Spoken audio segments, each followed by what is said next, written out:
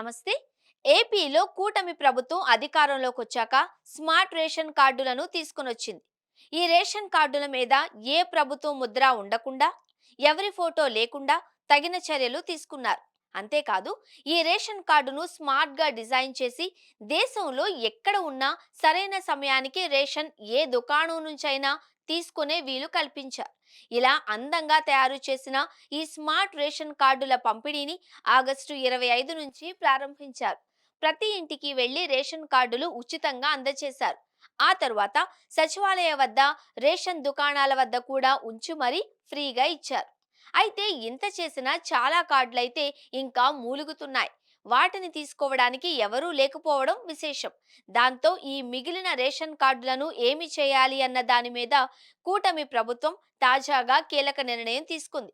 అంతేకాదు, ఒక dead line కూడా పెట్టేసింది. లబ్ధిదారులు తమ కొత్త స్మార్ట్ రేషన్ కార్డులను వారు లబ్ధిదారులుగా నమోదైన రేషన్ దుకాణాల నుండి పొందడానికి చివరి తేదీగా ఈ నెల 15ను డెడ్ లైన్ పెట్టేసింది. ఒకవేళ ఈ గడువులోగా ఎవరైనా తమ స్మార్ట్ రేషన్ కార్డులను తీసుకోకపోతే దానిని తహసీల్దార్ కార్యాలయానికి లేదా పౌర సరఫరాల కమిషనరేట్కు తిరిగి పంపుతారు. అయితే ప్రచారంలో ఉన్నట్లుగా రేషన్ కార్డు అయితే అసలు రద్దు చేయబడదు. కానీ ఈసారి కార్డు కావాలి అంటే ఫ్రీగా మాత్రం ఇవ్వరు. ఈ రేషన్ కార్డును తీసుకోవడానికి లబ్ధిదారులు తిరిగి దరఖాస్తు చేసుకోవాల్సి ఉంటుంది.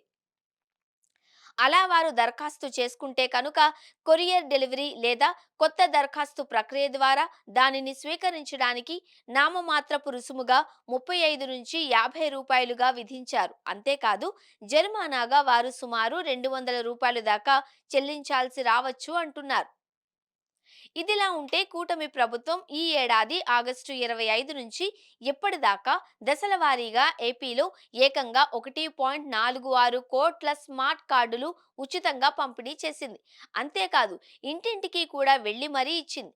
ఇక రేషన్ దుకాణాలలో పంపిణీని కూడా సెప్టెంబర్ 1 నుంచి ప్రారంభించింది. అలా చాలా మంది కార్డులను ఇప్పటికే పొందారు. కానీ పొందని వారు, కార్డు తీసుకోని వారు ఏపీ వ్యాప్తంగా చూస్తే ప్రతి జిల్లాలోనూ వేలల్లో ఉన్నారు అని లెక్కలైతే చెబుతున్నారు. అలా రేషన్ కార్డులు పేరుకొని పోయాయి అంటున్నారు. ఇక చాలా మంది లబ్ధిదారులు తమ బియ్యం కార్డు వివరాలలో సవరణల కోసం కూడా ప్రభుత్వం అవకాశం ఇచ్చింది. వారు గ్రామ వార్డు సచివాలయాలలో సవరణలు చేసుకోవడానికి ఈ ఏడాది అక్టోబర్ 31 దాకా టైం ఇచ్చారు. అలా వారంతా దరఖాస్తు చేసుకోవడానికి అనుమతి ఇచ్చారు. అంతేకాదు, ప్రతి రేషన్ కార్డు ఈ కేవైసీ ద్వారా ఆధార్ అనుసంధానం అనేది కూడా చేస్తూ వచ్చారు. ఈ విధంగా చేయడం ద్వారా కార్డుల జారీలో పారదర్శకతను నిర్ధారించడానికి లేదా దుర్వినియోగాన్ని నిరోధించడానికి నిర్వహిస్తున్న ఒక కీలకమైన ప్రక్రియగా అధికారులు చెప్పుకొచ్చారు. ఇక ఈ కేవైసీ ఎవరైతే పూర్తి చేయలేదో వారి కార్డులు కూడా తాత్కాలికంగా నిలుపు చేశారు. ఇదిలా ఉంటే కొత్తగా రేషన్ కార్డులు కానీ పేరు చేర్చడం లేదా తొలగించడం, చిరునామా మార్పు మొదలైన సేవల కోసం దరఖాస్తులను గ్రామ సచివాలయం, వార్డు సచివాలయంలో నిరంతరం స్వీకరిస్తారు అని అధికారులు చెబుతున్నారు.